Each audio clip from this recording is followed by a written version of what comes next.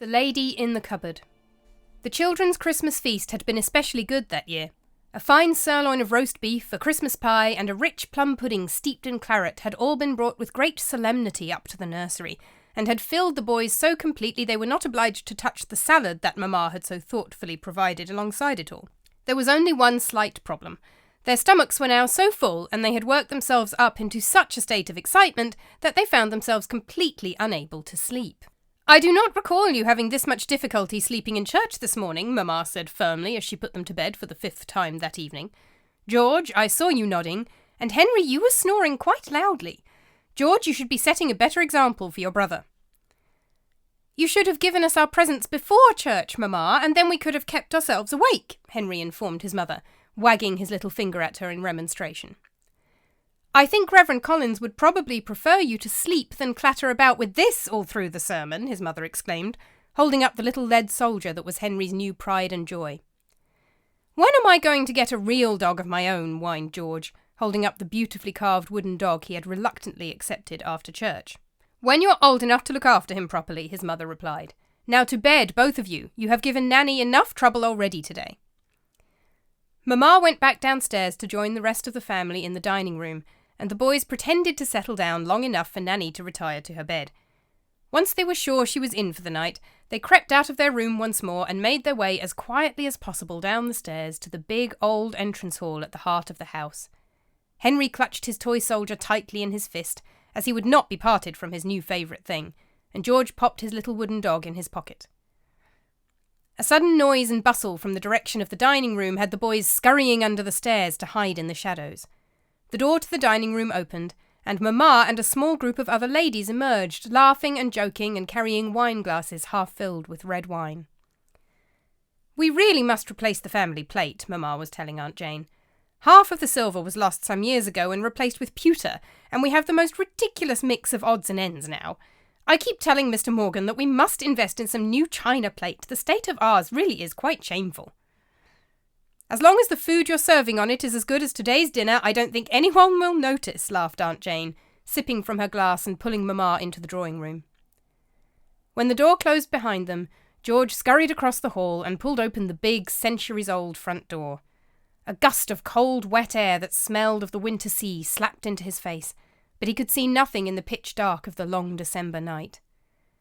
"It's cold!" cried Henry. "Shut the door!" He threw his little body ineffectively at the big door, but George took pity on him and pushed it shut. "Let's go and see Papa," said Henry, and before George could stop him, the little boy ran over to the dining room and pulled open the door. George followed helplessly, nervously scratching at the little wooden toy in his pocket. Henry burst into the dining room and announced, "Papa! We are here to join you and the other gentlemen." To George's immense relief, the men gathered around the big mahogany dining table. After a moment's shock, all started to laugh heartily. "Well, come in then, little gentlemen, and well met," said Papa, holding his arms out for a hug. Henry, delighted, ran up to him joyfully and started to show all the men present his new lead toy soldier. "I'm going to be a soldier one day," he announced proudly. "Papa says I am to be either a soldier or a clergyman, because I am the second son, and I do not think I should like to be a clergyman. They have to go to church every day." This caused even more laughter from the assembled men, though George thought Papa looked a little embarrassed. "You have timed your visit well, little soldier," said Uncle William, "for the ladies have just left." "Not all of them, Uncle," said Henry. "Look, there is one lady left. What is she still doing here?" And he pointed to the far corner of the room. George felt the mood of the room shift around him. Papa stiffened, and Uncle William looked down at his fingers. Their friend Mr. Evans looked perplexed. George followed the direction of Henry's pointing finger.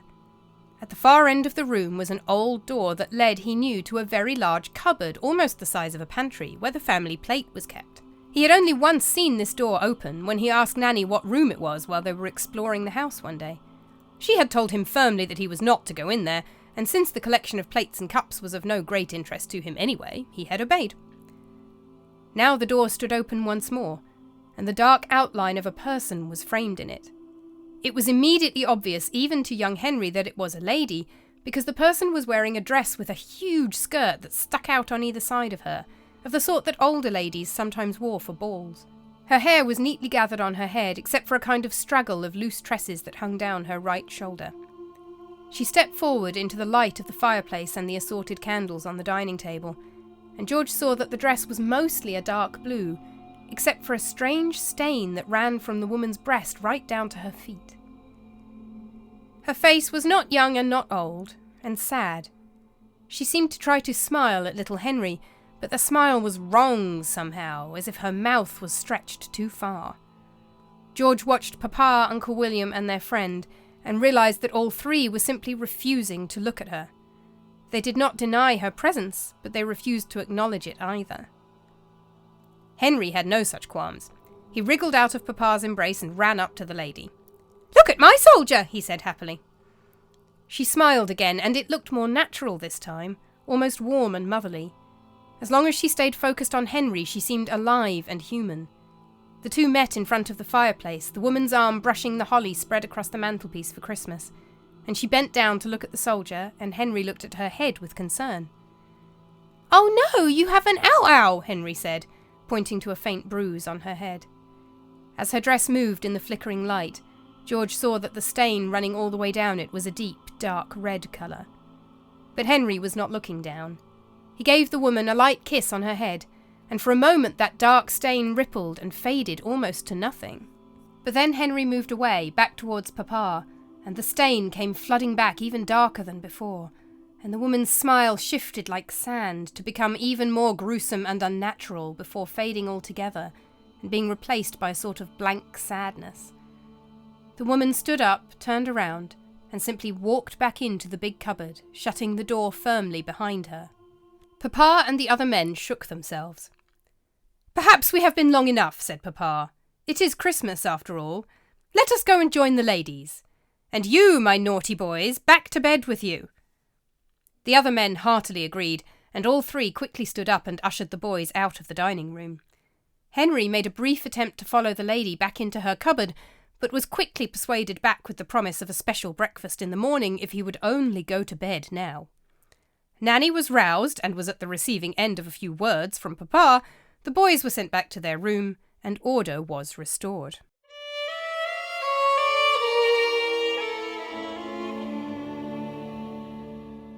Over the next few years, George took his cue from the adults and said nothing to anyone, not even Papa, about the lady in the cupboard. But Henry was not so easily quietened, nor so willing to let the incident pass. For at least 2 years, barely a week would go by without Henry demanding to know what had happened to the lady in the cupboard, only to be met with silence at every turn, even from George. The boys, one by one, were sent away to school, and over the years Henry slowly gave up on asking. But he had not forgotten. Another Christmas Day. Mamma was in a state of high excitement because Papa had finally agreed to something she had been demanding for ages. "Look at it, George! Isn't it beautiful?" she exclaimed. "It's plates, Mamma," said George. He and his mother were squeezed into the great cupboard at the back of the dining room, whose shelves were lined with brand new blue and white porcelain plates. "What happened to the old ones?" "Oh, George," sighed Mamma, "the old ones were in a terrible state. Half the silver set was lost years ago, and the gaps were filled with pewter. It looked ridiculous. We gave the silverware to your Aunt Jane, and the pewter to one of the local farmers." "What happened to the rest of the silver plate?" asked George. For a moment he thought he could feel fabric pressed into his back, and hear the rustle of a woman's dress coming from behind him, though Mamma was standing clearly in front of him. "It was stolen, I think," said Mamma absent-mindedly, still admiring her new plates. "Some absolutely wicked butler many years ago tried to run off with all of it, on Christmas Day of all days. But it was too heavy for him, and he dropped half of it in a ditch not far away. He still got away with quite a lot. I think I heard once that he killed someone too. Isn't this little fisherman on this plate just darling?" Henry burst in. "It's been snowing," he cried enthusiastically. "There's quite a lot. Come on, George, are you coming outside? Challenge you to a snowball fight." "Only for a little while. Don't forget you're both dining with us tonight," said Mamma as the boys pulled on their boots and scampered outside. "You'll need to leave time to change." After a brief but vigorous engagement in which George found himself firmly on the losing side, the brothers paused to catch their breath. They hauled themselves up the deep grey stones onto the garden wall and sat looking out over the sea. Salt water blew into their faces, and the bare branches of the trees creaked in the wind over their heads. "Do you think we will see her tonight?" Henry said. It had been years since Henry had dared to broach the subject with his brother, but George did not need to ask who he was talking about. "We haven't seen her since that night," he said, "and we were very young. Perhaps we dreamed it. Papa is silent, as if he does not know what we are speaking of." "He knows," said Henry. "I see the look on his face.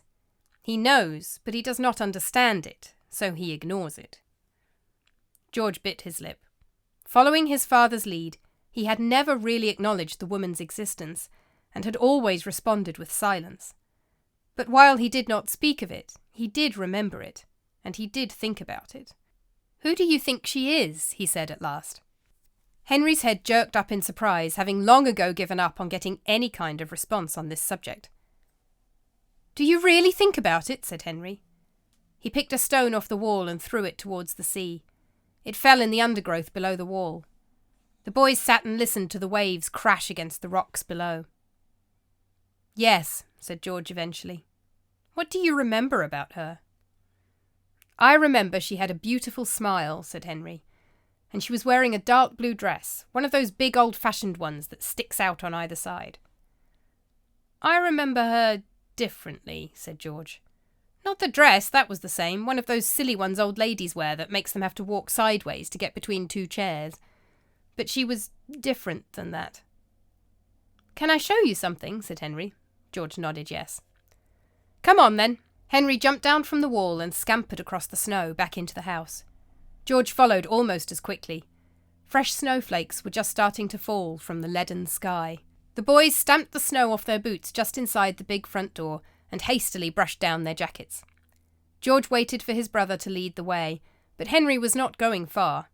He crossed the hall to the corner by the drawing room, where a series of old family portraits hung. "Look at this one," he said. "It's our great-grandmother," said George. The portrait Henry was pointing to was of a young woman painted in the earlier part of the century. She had dark hair neatly pinned back, and she was smiling at the artist with bright eyes and a warm expression. "Look at her," said Henry.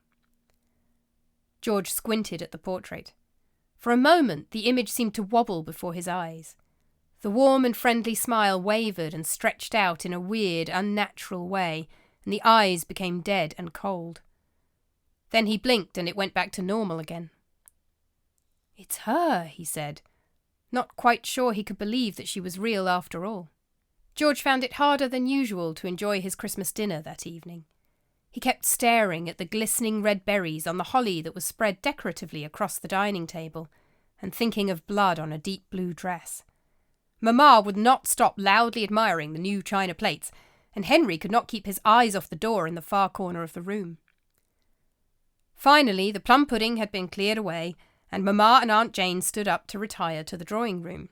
"I tell you what, boys," said Papa in a tone of somewhat forced jollity, "why don't we gentlemen retire with the ladies tonight, just for fun? Because it's Christmas?" Uncle William nodded vigorously in agreement. "We do it quite often on Christmas," he said. "It's a bit of a family tradition, you know." "But Papa," cried Henry aghast, "this is my first proper dinner as a gentleman. Surely you are not going to make me retire with the ladies at my very first dinner?" Papa and Uncle William huffed a bit about family tradition, but it was clear that Henry was not to be gainsaid. Mamma and Aunt Jane, after a bit of fussing over their big grown-up boys, took themselves off to the drawing room with excited plans to play cards, and Papa, Uncle William and the boys gathered around the head of the table with a decanter full of port. Papa and Uncle William turned their chairs away from the door in the corner. George and Henry turned theirs in the opposite direction. The door opened. The lady's eyes lit up when she saw Henry. She swept her big, funny-shaped blue dress across the room to stand right before him. Henry stood up, drew himself to his full, not quite yet grown height, and looked up into her eyes. "Hello, great-grandmother," he said. "Tell your mother I like the new plates," said the lady. The deep red stain on her dress glistened in the candlelight, though her smile, fixed on Henry, remained warm and friendly. A penny dropped in George's brain. He glanced towards Papa and Uncle William, Both had drained their glasses. Papa was gripping the port decanter as if his life depended on it, and Uncle William had moved on to the brandy. "You were the person the butler killed!" he exclaimed with somewhat inappropriate enthusiasm. "The wicked butler who stole the silver plate!" The woman's smile dropped and she shifted her gaze to George. She nodded once, then turned around and simply walked back into her cupboard. "George, you scared her away!" cried Henry. "At least we know now," said George. Papa and Uncle William looked at each other. "Thank you, boys," said Papa. "And now perhaps we can return to our family tradition and join the ladies in the drawing room a little earlier than usual."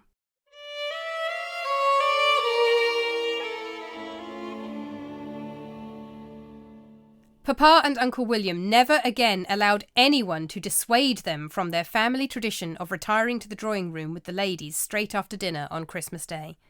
For the rest of their lives they defended their custom to everyone who set foot in the house on Christmas, while never giving any reason for it other than, "It is just our way." George, far too embarrassed at having apparently upset his deceased great-grandmother with his blunt question, did not want to put up a fight and joined them too. But Henry would always find some excuse to stay behind. He wanted to sit quietly with a drink for a few moments. He wanted to find some particular piece of Mamma's beloved plate to show everyone. He was cold and wanted to warm himself by the fire for a few minutes, or any such nonsense. And he would stay behind in the dining room for a little while and join them shortly afterwards, a little quieter than usual. And then the years passed, and a time came when Papa was not there any more, nor Uncle William, nor Mamma, nor Aunt Jane. Henry did his duty as a second son and joined the army, and was sent out to India to serve alongside the forces of the East India Company. George had found a nice girl he was hoping to marry, but had not quite worked up the courage to ask her yet, her or her fairly formidable father. In the meantime, he found himself living alone in the big old house, apart from the servants.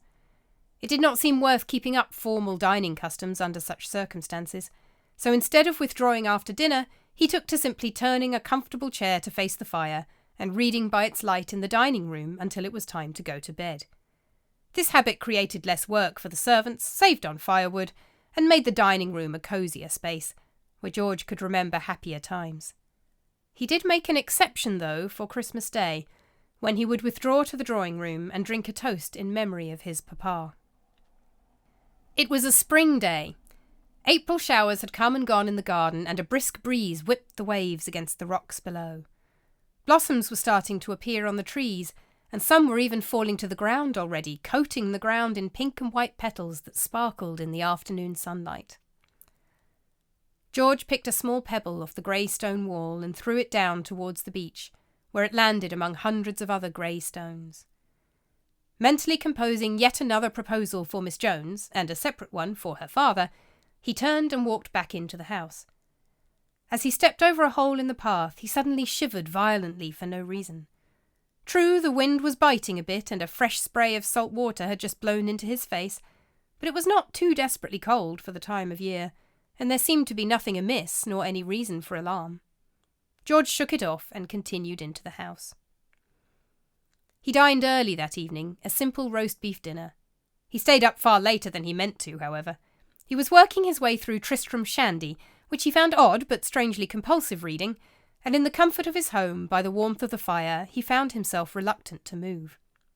His chair faced the fire, angled so that he could see the entrance to the room if he needed to, with his back to the corner cupboard. His faithful Springer Spaniel lay at his feet, warming his ankles most effectively, and the peace of the crackling fire seemed to stave off the now howling winds outside. The clock struck midnight, and George put down his book and stroked the dog's soft fur, thinking that he really should get himself to bed.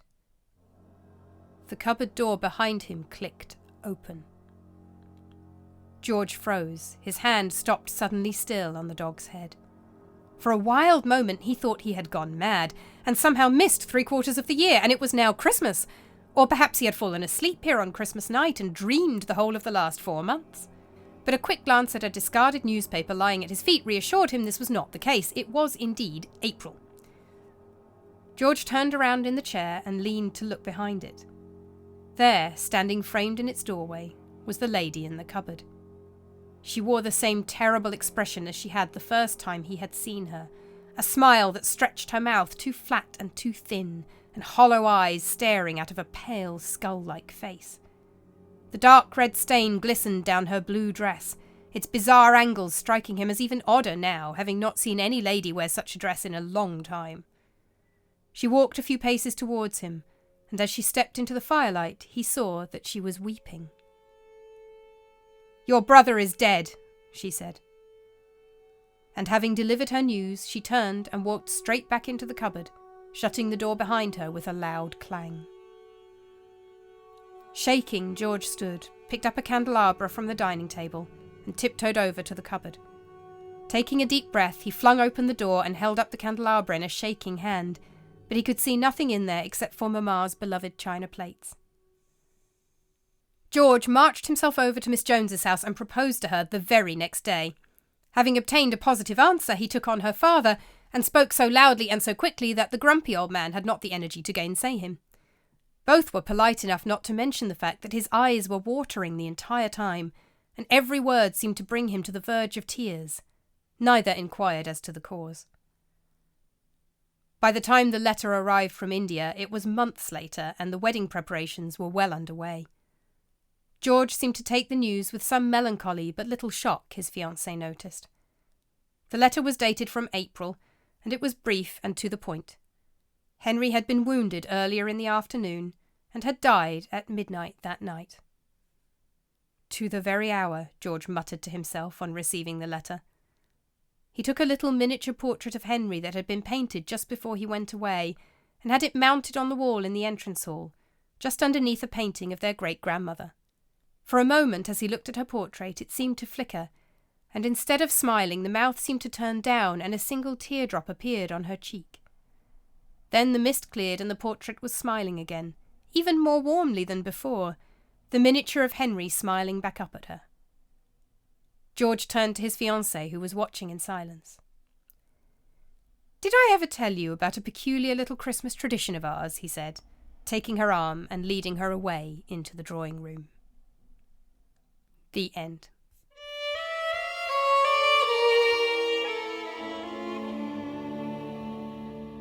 Merry Christmas, happy holidays, and welcome back to Creepy Classics, the podcast retelling and discussing ancient, medieval, and early modern ghost stories. I'm Ed Harrisson. I am a writer and historian, and please forgive the state of my voice today. We have new episodes every 2 months. I have to confess I have bent my own rules a little bit for this story. The idea with this podcast is that I tell ghost stories that come from ancient, medieval, and early modern sources, not stories that are just set in those periods. But I did slightly break that rule for this one. I really wanted to tell this story for Christmas because it was such an interesting story, even though the earliest source for it is actually from 1911. It is a story that supposedly at least has its roots in the early modern period because it is meant to be about an old family legend about the family ghost in a very old house, and everything in the story, all the events in the story take place in the early modern period. My cut-off date is usually about 1815, 1816, Battle of Waterloo and the writing of Frankenstein. I did cheat a little bit and used a considerably later source for this one. The story was collected by Mary Lewes, who was a folklorist who wrote for Occult Review in the early 20th century, and she also wrote several books on Welsh folklore. She outlines the story of the family ghost, which is the story of the lady in the large cupboard who comes out at Christmas night after the ladies have left the room every year, and the backstory to that, which is that she was murdered by a butler who stole the silver and then dropped half of it in the ditch. And then she describes the incident when the ghost informs the current owner that his brother is dead, and says that that incident happened early in the last century, which would be the early 1800s, because she's writing in 1911. So the ghost would have been killed around the early to mid 1700s. Then the scenes where the boys are children, which are largely my invention based on the legend, would take place in the late 1700s. And then the finale, which is the main incident that Mary Lewes is interested in, would be the early 1800s. Lewes anonymised the family. She said the house was called Mayfield and it was built in 1600. But then she said she was going to call the family Jones. It's obviously an upper-class family in Wales. She talks about how the ghost is meant to be an ancestor of the current owner. So It's still owned by the same family who've owned it since at least the 1700s, and she just calls them Jones. And I already did a story about real people who were actually called Jones in the summer, so I didn't want to use Jones for the family in this story as well when it wasn't really their name. I did end up using it for the fiancé. I did try to identify them, so Mayfield was obviously a house that was still standing and reasonably well known and still had the family living in it in 1911. And I did try and see if I could identify it. It very well may still be standing. I had a look around Welsh houses of the right period. She does say it was West Wales as well. I couldn't find anything that completely matched. I couldn't find any house called Mayfield, and I couldn't find a family that I could completely match the details with. So I'm not sure who it was or where the house was.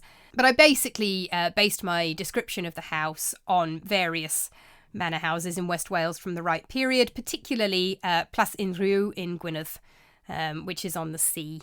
And I thought that was a nice setting for it, and it is West Wales, so it would make sense that it would be on the sea. For all I know, that could be the house that she was talking about, although I don't think so. I have made the family in my story sound quite English. The story does take place in Wales. I didn't want to attempt a Welsh accent. I can do a Welsh accent, but I didn't want to attempt it today. I'm already struggling with my voice as it is, and I didn't want it to come out really bad. So I just stuck with my own accent. But I've also assumed because they're an upper class family, they're quite anglicised anyway. So that's why, although they've got Welsh surnames, their first names sound quite English. They're names that were commonly used across Britain.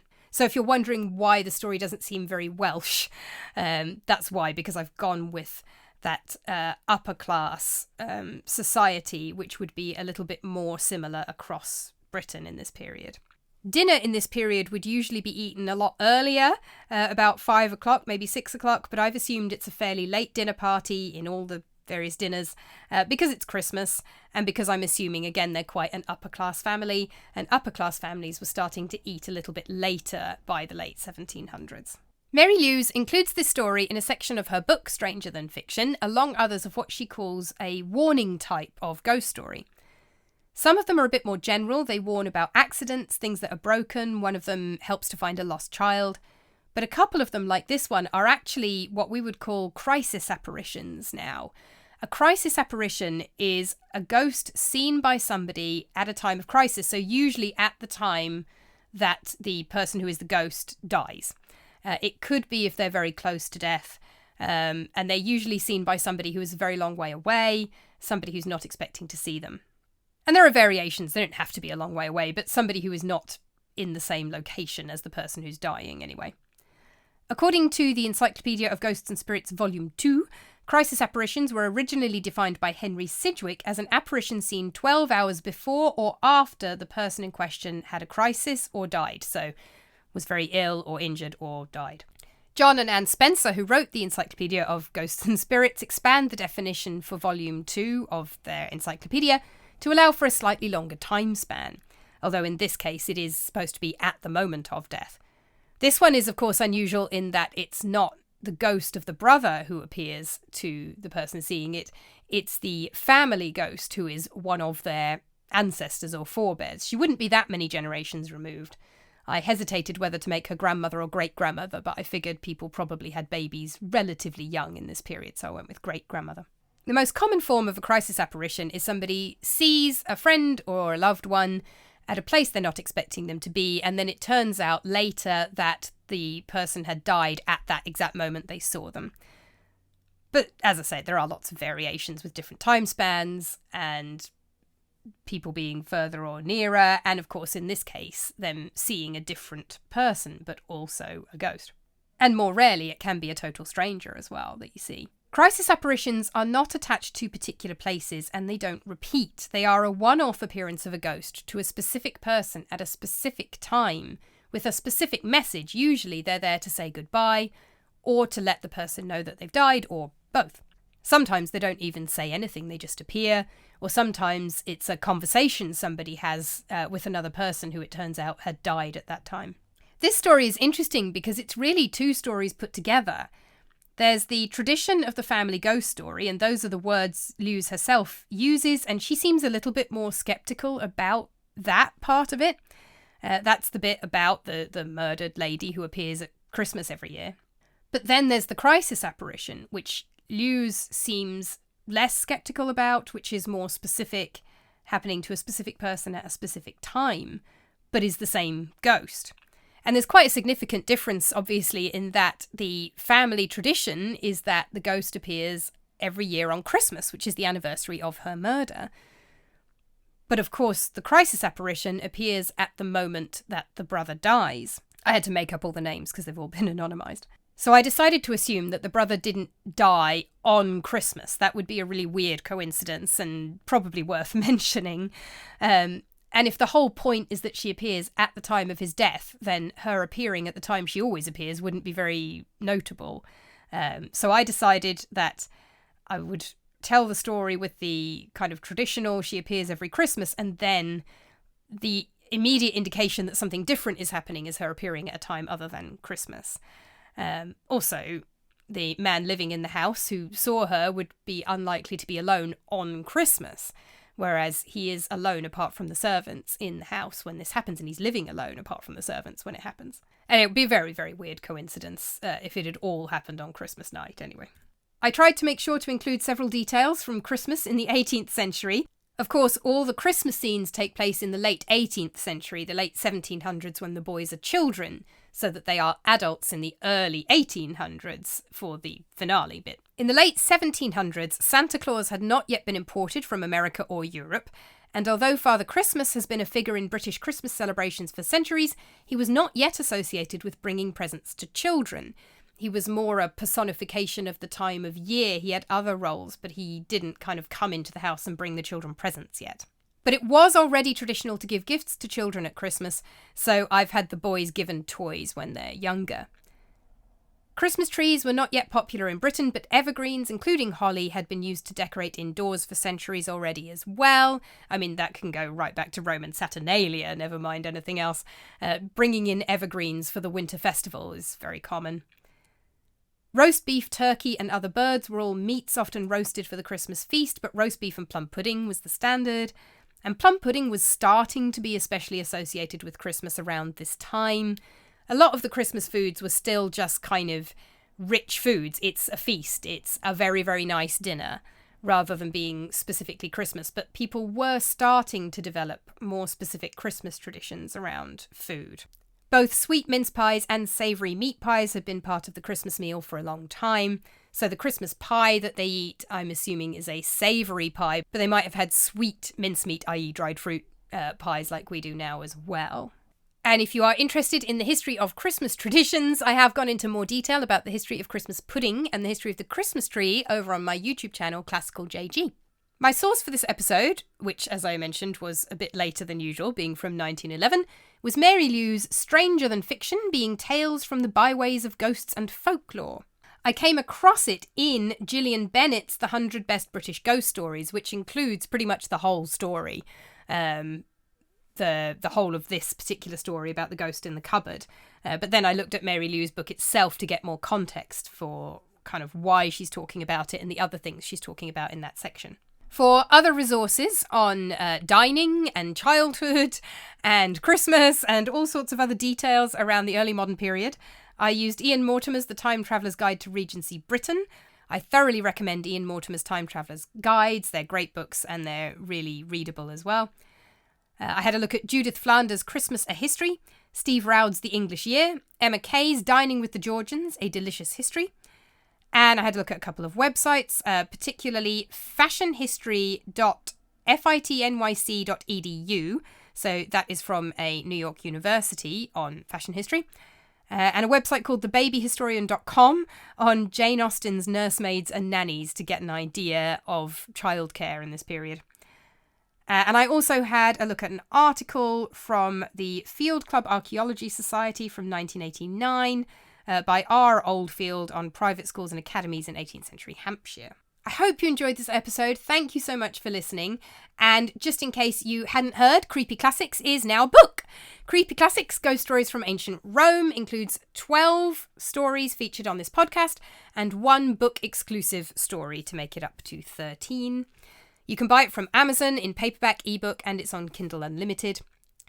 Creepy Classics also has its own YouTube channel now. I have spun it off from the main Classical JG channel and given it its own channel called Creepy Classics, which is just another place to listen to the podcast. It's just these episodes with a few still images on them. But you can also check out my main YouTube channel, Classical JG, which has new videos going up weekly from early January, because I will be taking a Christmas break. And I'm also on Threads as Classical JGH and Blue Sky at Classical JG. We'll have another episode going up in February, which will probably be another ancient Greek ghost story. And until then, Merry Christmas, Happy Holidays, have a lovely break if you're having a break, enjoy work if you're not, and I will see you all in 2025. Creepy Classics was written and performed by Juliet Harrison. Music composed and performed by Ed Harrisson. It was produced by Juliet Harrison with assistance from Newman University.